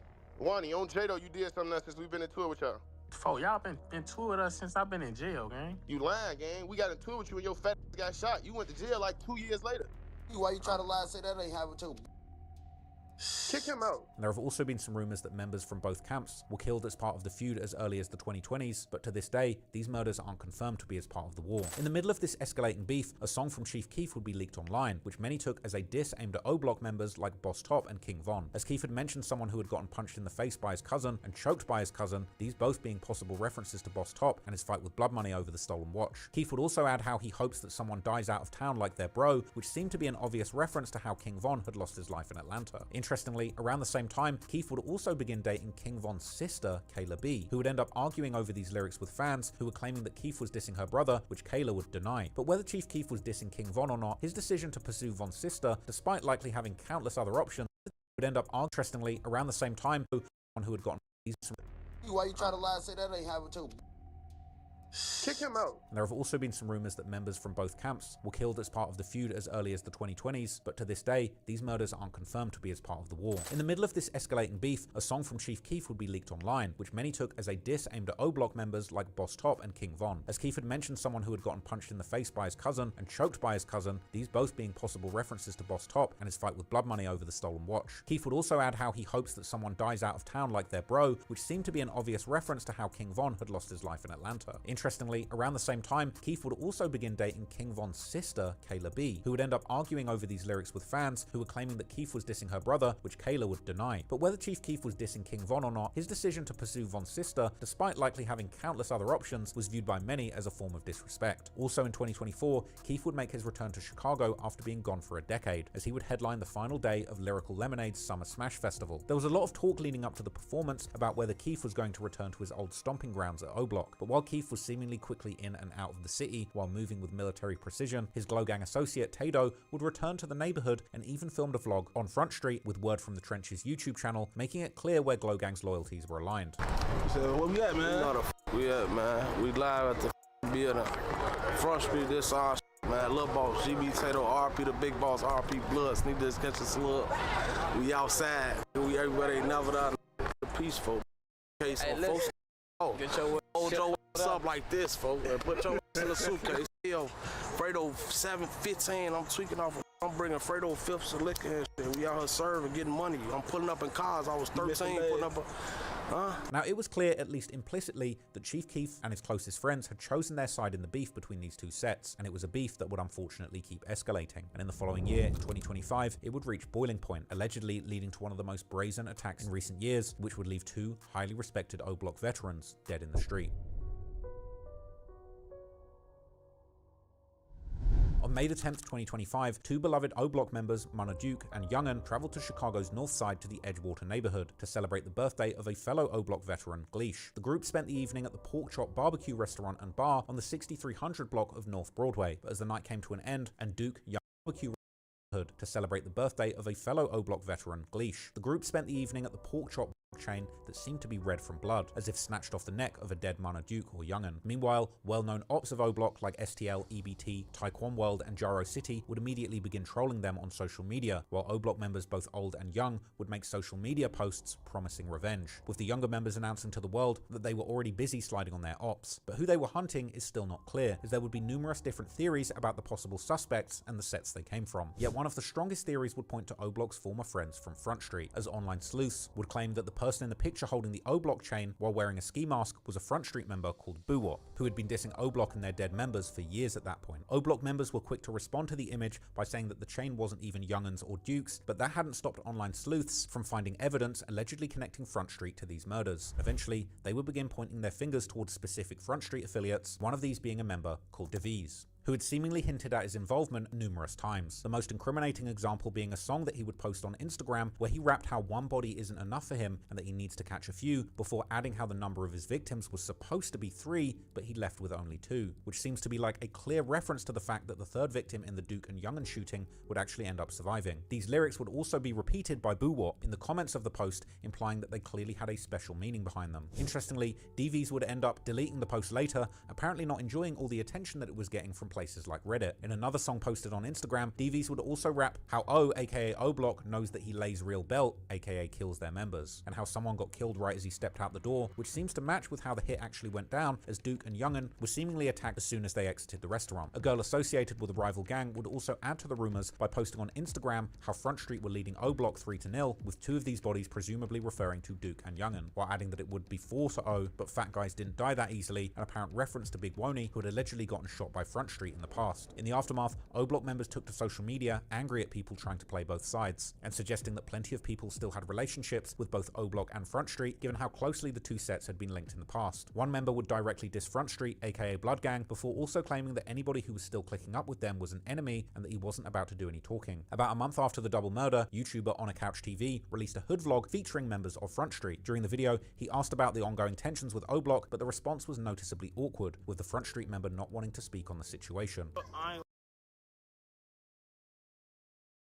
don't know nothing about none, but a lot of us did grow up together as kids. Like when Best Rock closed now, we went to Dulles. So a lot of us grew up together as kids. Like I ain't gonna lie. Now I ain't finna say too much, but yeah, a lot of us did grow up together as kids, but I don't know nothing about nothing, no new shit. I don't know nothing about nothing. I just know we did grow up together. That's just how a lot of shit goes. And that's it. That's all I know. A few weeks later, another YouTuber, Risky Vision, would also shoot a vlog on Front Street, this time with a person who would give a detailed version of what he had heard leading up to the murders of Duke and Young'un, connecting it directly to the murder of Blood Money, also pointing out that these were just rumors and theories that he had heard. So basically, to catch us up to what's going on right now today, on the internet somewhere, some people got into it. They got into it, O-Block and Front Street, Chief Keef, whatever the case may be, do your homework, Blood Money, RIP, you feel me? From there, a motherfucker is responsible for Blood Money. Feel some type of way, you see what I'm saying? And allegedly, O-Block is responsible for doing something to Blood Money. Alright, now, I don't know who did what to nobody, but after the Mana Duke situation, rest in peace, and Young'un situation, rest in peace, the internet showed somebody taking a picture from down here and all that Y'all do your own calculations. Wham. All right, cool. So now it's them versus O Block type. And the streets saying it's get back for blood money. You see what I'm saying? But whether or not these rumors are true or not, this is all context that leads up to Chief Keef releasing the song Rooms together with NBA Youngboy, which many fans would take as Chief Keef fully turning his back, not just on his old friends, but the entire city of Chicago, given how at this point Lil Durk had become the face or the voice of the entire Chicago rap scene. Meanwhile, Youngboy and his 4K Trey crew from the southern city of Baton Rouge in Louisiana, who had become known as Lil Durk and the OTF crew's main rivals, with the Chicago versus Baton Rouge gang war leading to some deadly real-life consequences, with their feud being the direct cause of the death of King Von, as well as the murder of Quando Rondo's cousin Lil Pab that ultimately led Lil Durk being hit with murder for hire charges. And the fans weren't the only ones who were upset. Some people affiliated with OTF would also be angry at Keef linking up with Youngboy, with one young affiliate announcing how Keef was going against OTF and therefore I just built a budgeting app with Base 44. Nina just built an app. So we can all build apps now? I'm on.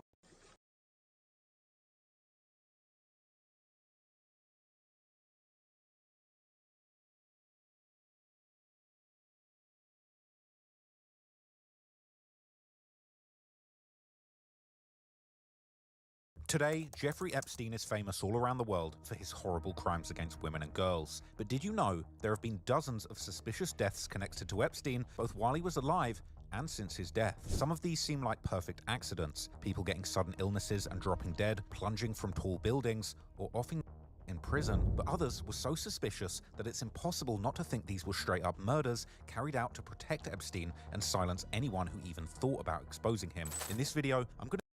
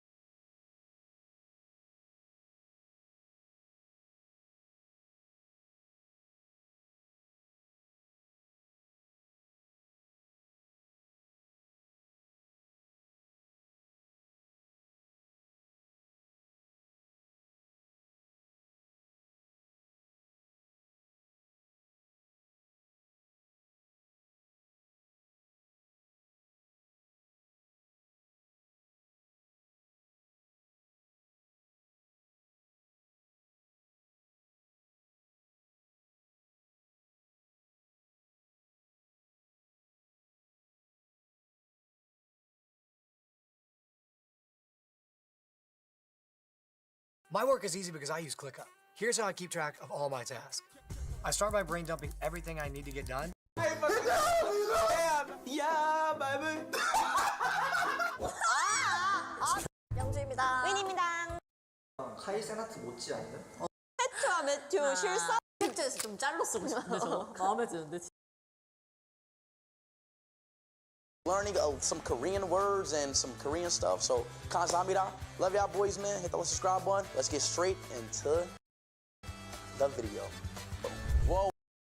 What's good with y'all YouTube, man? I'm about to be learning some Korean words and some Korean stuff. So, 감사합니다. Love y'all boys, man. Hit the subscribe button. Let's get straight into the video. Whoa, whatever the hell what we're about to do, we're about to get lit. So, I'm excited. Let's go. Yeah, let's go. My name is Cha Kang-han and you can call me Cha-Cha. Cha-Cha, okay. My name is. Turn around. 뒤로 돌아보래. Okay. Why?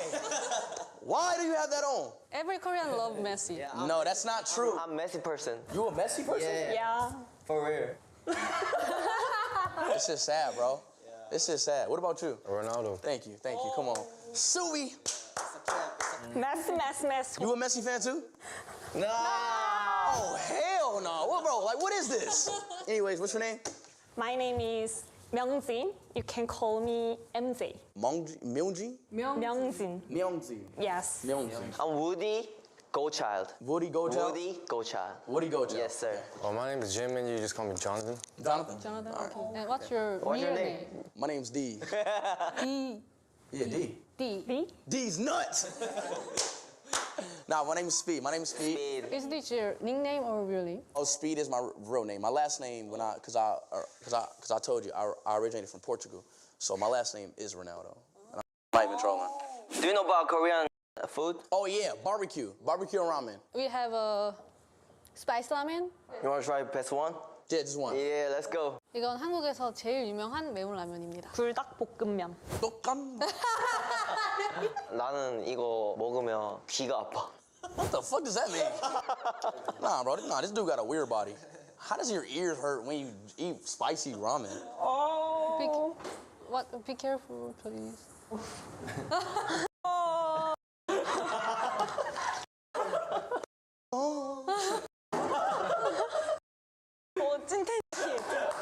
Let's drink this one together. Nigga.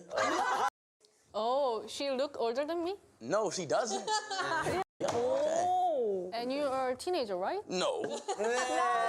Teenager. No, I am actually 26, by the way. You can call me Nuna. By the way. You can call me Nuna. Nuna. Oh, you got like 5 names. Cha-Cha, Nuna. What else? What else do I call you? Because Nuna is... Older sister. Oh, older sister. Yeah, older sister. Oh, so you're older sister? Yeah. 한국에 있는 동안 이 말을 진짜 많이 쓸 수 있어요. LMAO? 얼마예요? Lame-o. How much is it? Oh my yayo. Try. Gangnam. Like Gangnam style. Ganji? Can you guess the meaning? Let's see, the root meaning of this is game. 게임? 아마도 너가 가지고 있을 것 같다. Oh, I have a BBC, Gahaji.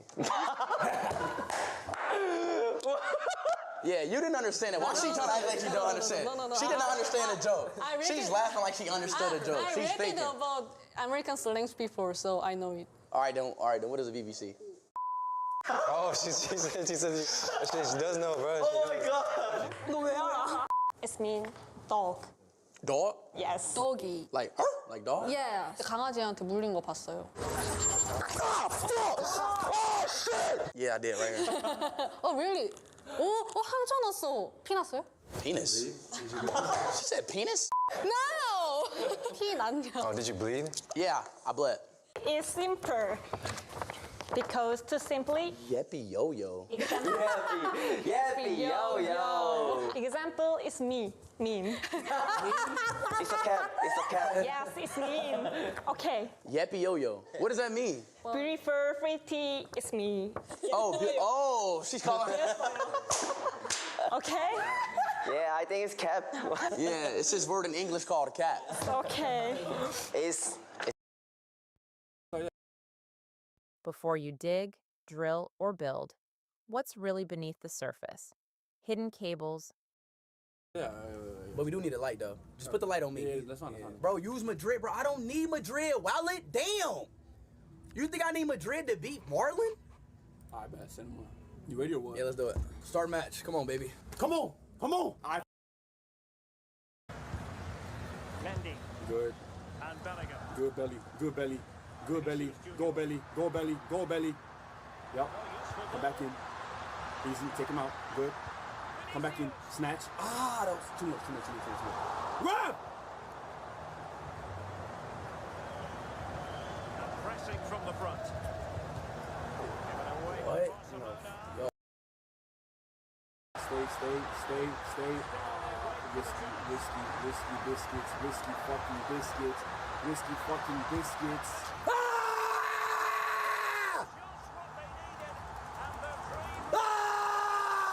Let's go!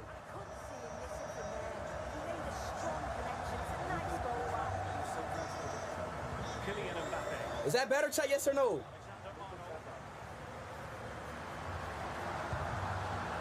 Is that better? Yes or no? Vamos. All right, so lock in. It's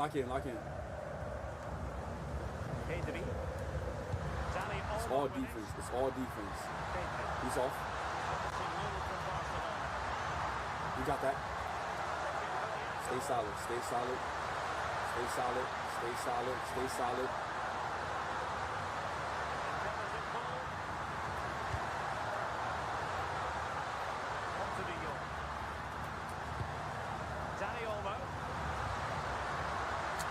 What the? Why is he so, bro? Good Militao. Mbappe. Could be an opportunity here. Yo, Trent, you're such a weak little. Pass it! God damn it! Yo, bro, what is this game? I was about to say, what the hell is this game?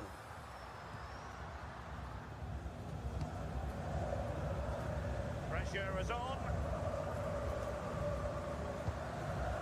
Frankie de Jong. Oh, dear. Here's Rafinha. Where's my defense? Oh my God, what a... If you as a gay person would go to Gaza, they'd throw you off of tall buildings, right? Now they don't have any tall buildings left, so I don't...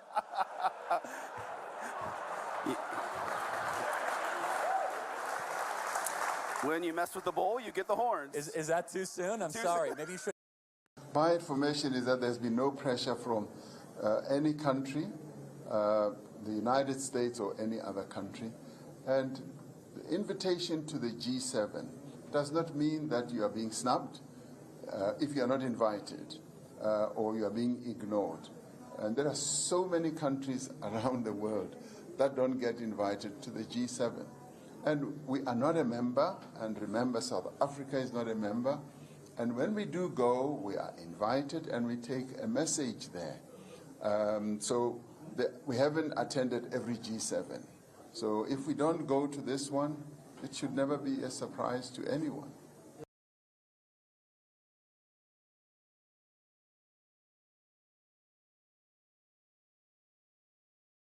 If you as a gay person would go to Gaza, they'd throw you off a tall... Battles fought for... Now seems like an appropriate... Where was I?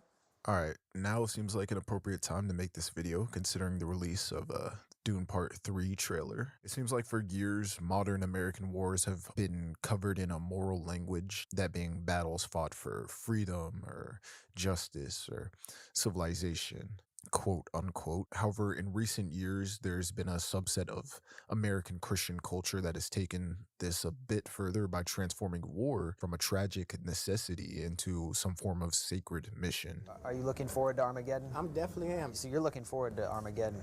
I'm looking forward to Armageddon and looking forward to the cleansing of the earth. And what will happen is Israel and the Western world, in order to save our type of civilization, have got to fight the Muslim.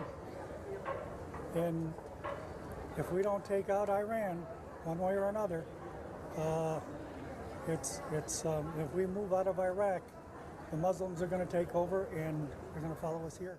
Now, recently, of course, as the United States joined Israel in a new conflict with Iran, there have been actual reports emerging of military commanders encouraging troops to see the war as, quote, all part of God's divine plan. One U.S. Army non-commissioned officer recounted that his commander explicitly cited the Bible's book of Revelation, invoking Armageddon and the imminent return of Jesus Christ to cast the Iran war in prophetic terms. And this isn't just an isolated incident. According to the Military Religious Freedom Foundation, more than 200 service members across all branches have filed complaints in the first week of the war, describing superiors who were seeing the conflict as a potential apocalyptic prophecy or something like that. And this isn't just happening in the military.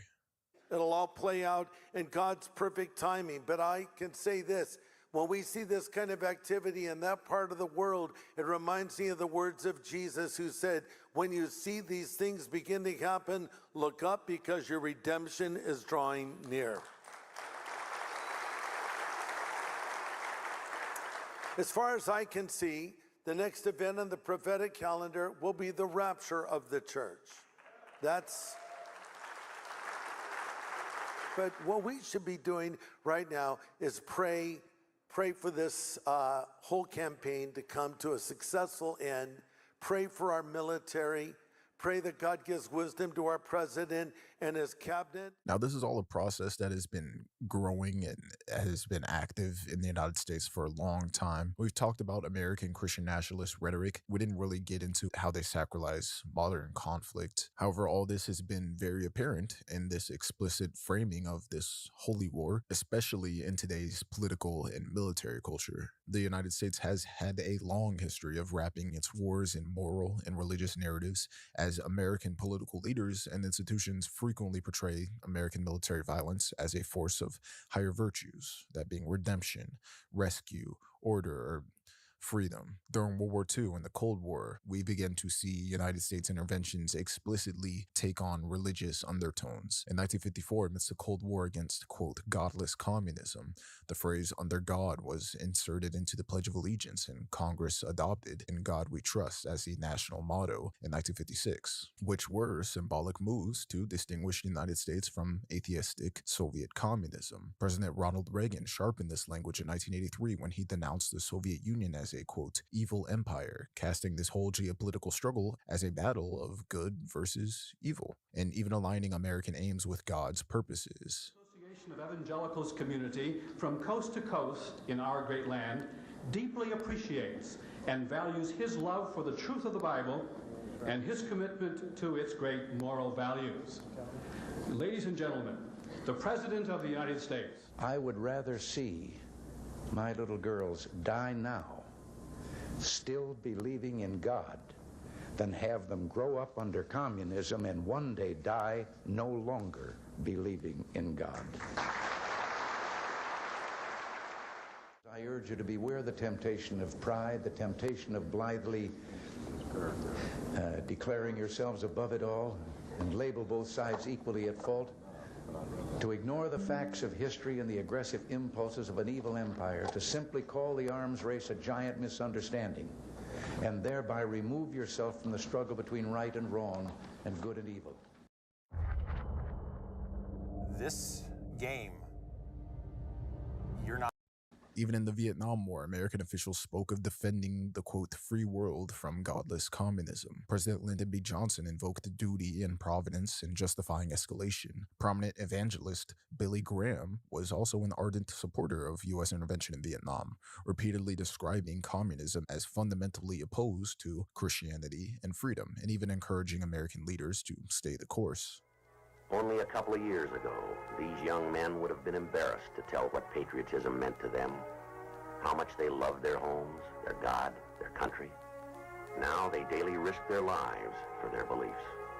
This vast cross-section of America, it's young, tired, gallant fighting men. This is not only the face of America, this is the heart of America. They will return, most of them. It's here we begin to see American wars being sold as necessary acts of virtue, whether it's being justified through administering freedom or administering God.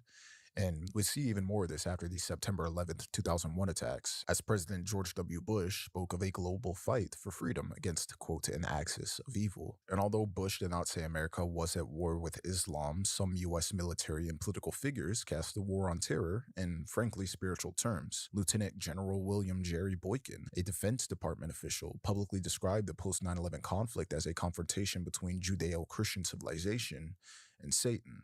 He told audiences that America was a, quote, Christian nation engaged in God's army against a spiritual enemy. Our God is more powerful and is the victor in the end. So we need to remember that. Listen, I would say one thing about the whole issue of Islam. When the president says it's a religion of peace, he's made two serious mistakes, either unknowingly or wittingly in a deceptive way. And one is there's no history of peace within Islam, and two is it's not a religion. It's a totalitarian way of life with a religious component. That's the fundamental problem in America with dealing with Islam. We still treat it as if it's protected by the First Amendment. But this is something that has become more mainstream. Nevertheless, American political culture has long tried to moralize or justify their wars, painting them as righteous endeavors against this sort of embodied evil. Your daughters will be raped and your sons beheaded unless we stop Islam once and for all. We're done turning the other cheek. Remember, David didn't pray for Goliath. He killed them. America is a Christian nation, so those terrorist Muslims can f*** off to any of the 57 Muslim nations. There is only one true God, and that is the God of Israel. Over decades, we've seen a civil religious framework that has taken shape to blend patriotic ideals with biblical archetypes, all in order to reassure Americans that their violence was not ordinary violence. It was elevated violence. It's all justified by God. I'm in Israel, and of course Hamas violated the peace deal. Now they're getting bombed. I get my popcorn ready. Let the fireworks begin. And like I said, what has changed in the present is the intensity of this sacralization. In earlier conflicts, moral framing was often built up gradually or applied retrospectively to justify sacrifices made. However, today, the sacred narrative is laid down almost immediately. When a conflict begins, it's almost instantly packaged by Christian nationalist voices as existential, civilizational, and even prophetic. When children, unfortunately, start being bombed, the theology arrives to justify it as before the public can fully even ask why a war is happening, who benefits, how many civilians are dying, or whether escalation could be stopped. A complete moral script is already in place. We pray for the peace of Jerusalem and the many Christians in Iran that will now be free to worship you in spirit and in truth. Today we rejoice in the prophetic scriptures of Ezekiel revealing God's Operation Fury for the enemies of Israel in the near future. Just to make sure we're caught up to speed here, Christian nationalism in the United States is a worldview that fuses American national identity with a particular vision of Christian mission. It asserts that America is chosen by God and has a divine role to play in history, often in tandem with the nation of Israel. This ideology has existed in various forms for a long time, but in this current era, it has become even more explicit, even more apocalyptic, and even more deeply intertwined with U.S. foreign policy. President Trump has also been very consistent. Crazy regimes like Iran, hell-bent on prophetic Islamist delusions, cannot have nuclear weapons. It's common sense. Many have said it, but it takes guts to actually enforce it, and our president has guts. And the shift from merely moralizing war to completely sanctifying it or treating it as a holy prophecy has become very visible during this whole U.S.-Israel conflict with Iran, as top American and Israeli leaders have openly used religious and apocalyptic language in order to justify military actions. For example, in late February 2026, just as hostilities with Iran began, Israeli Prime Minister Benjamin Netanyahu pointedly invoked the biblical command to, quote, remember what Amalek did to you. אנחנו קראנו בפרשת השבוע, זכור את אשר עשה לך עמלק. אנחנו זוכרים ואנחנו פועלים. ואם למשטר האימים הזה יהיה נשק גרעיני, הם יאיימו על האנושות כולה. ובכן יצאנו כדי להרחיק גם את הסכנה הזאת, קודם כל מעצמנו, מעלינו. אבל אנחנו פועלים כאן, יחד עם ארצות הברית, בשם ולמען האנושות כולה. And this reference to the Amalekites, that being an ancient enemy in the Hebrew Bible, whose memory the Israelites are told to blot out, was not neutral here. Netanyahu equated Iran's Islamist regime with Amalek, essentially framing Iran as a manifestation of absolute evil that must be utterly defeated. Netanyahu had used the same Amalek reference in 2023 when rallying troops against Hamas in Gaza. And American leaders under President Trump have also gone on to cast the war in spiritual terms. Mike Huckabee, a Baptist minister and longtime Christian Zionist who became U.S. ambassador to Israel in 2025, openly grounded his diplomacy in biblical prophecy. In a widely discussed interview with Tucker Carlson, conducted in Israel and posted on February 2026, Huckabee agreed that it would be, quote, fine if Israel expanded to control essentially the entire Middle East, because, quote, God gave Israel that land by covenant. I think it says from the Nile to the Euphrates, which is, once again, basically the entire Middle East. So God gave that land to his people, the Jews, or he didn't. You're saying he did. What does that mean? Does Israel have the right to that land? Because you're appealing to Genesis. Yeah. You're saying that's the original deed. It would be fine if they took it all. Yes, the U.S. envoy to Jerusalem has publicly asserted that Israel has a biblical right to seize enormous swaths of neighboring territory, which is a statement that collapses any distinction between ancient promise and modern policy. You're not supposed to mix the two, right? Or maybe you are. I don't know. All that to say, this is a very big example of Christian nationalist geopolitics. As the war with Iran escalated, the American Defense Secretary, Pete Hegseth, also leaned fully into biblical justification. Now, a vocal Christian nationalist, Hegseth has never hidden his view that the U.S. is or should be a Christian nation, or that military campaigns are enmeshed with spiritual warfare, but with this active war underway, his rhetoric has even become more pointed. In press briefings about the Iran conflict, Hegseth routinely invokes scripture. At one Pentagon briefing, he literally recited Psalm 144. Blessed be the Lord, my rock, who trains my hands for war and my fingers for battle. He cast the Iran campaign as a confrontation with, quote, religious fanatics who seek a nuclear capability in order for some religious Armageddon, as he told CBS News. So in effect, the Pentagon's top official has portrayed the war as spiritual warfare, a battle of God-fearing American warriors against an evil Islamist regime that yearns for Armageddon. It's only ironic enough that Christian nationalists also yearn for Armageddon. President Trump had made the announcement, we have now given you, Iranian people, the opportunity to take back your country. You have to remember something. Even though CNN is screaming that Trump promised to never be involved in regime change, this is not regime change. This is removing the obstacles so that the people can pick their leadership. That's not regime change.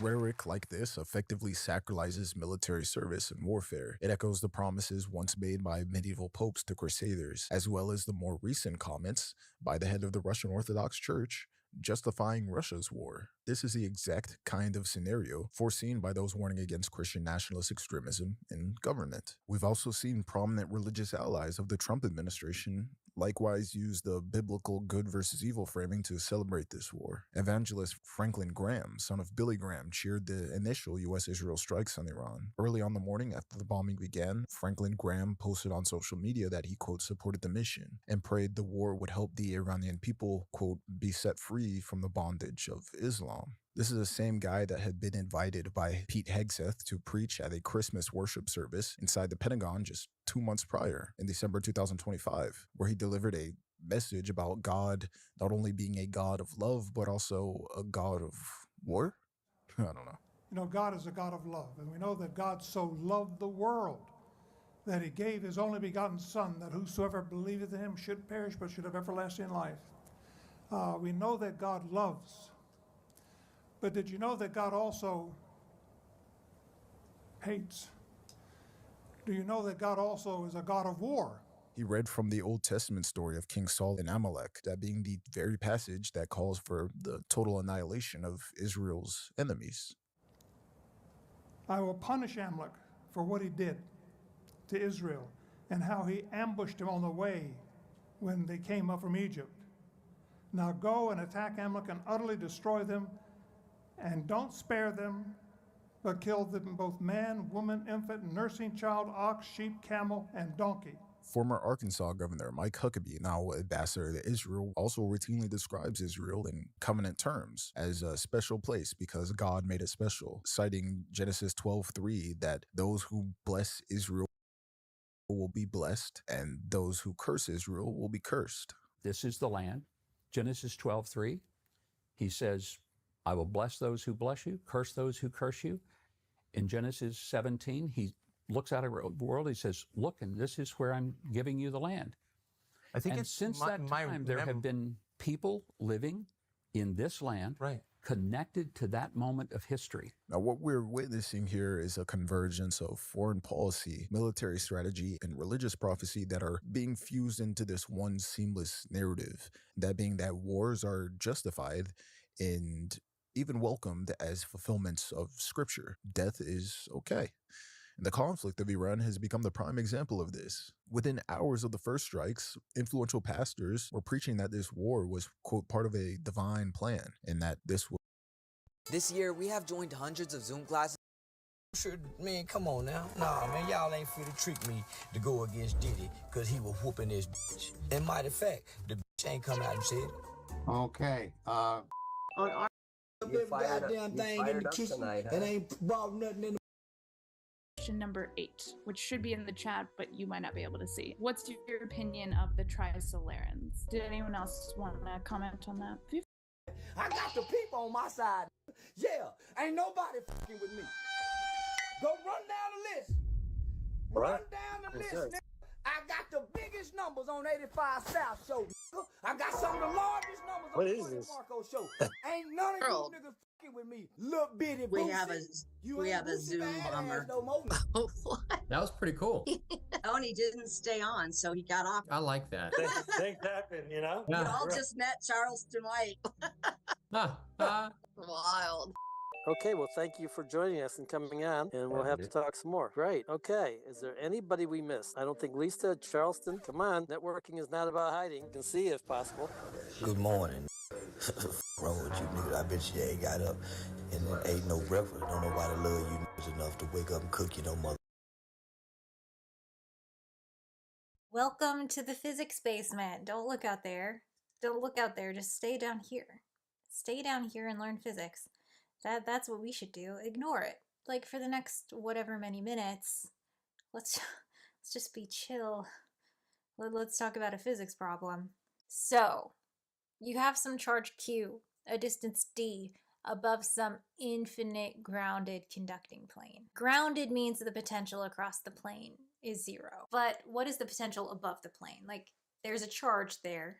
There's an electric field there because there's a charge there. There's some sort of electric potential there. Electric potential tells us how much work it will take to move some test charge through this field from one point to another. You could relate electric potential in electromagnetism to gravitational potential in mechanics. Hey, my sister, please get us a flying fish next.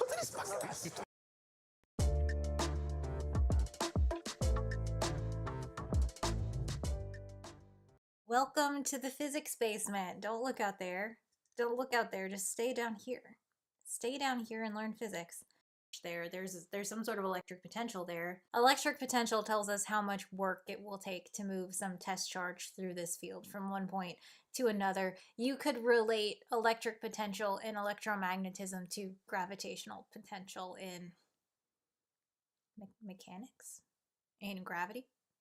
What we do know is that charge just being there, some distance d, above this infinite grounded conducting plane will induce a charge across this conductor. What we don't know is how much charge will be induced across this conductor and how that charge will be spread across this conductor. And that becomes a problem because the traditional way to answer the question, what is the potential above this infinite grounded conducting plane due to this charge, is to solve Poisson's equation. If you know the electric field, because you know the charge density distribution, you can calculate the potential field.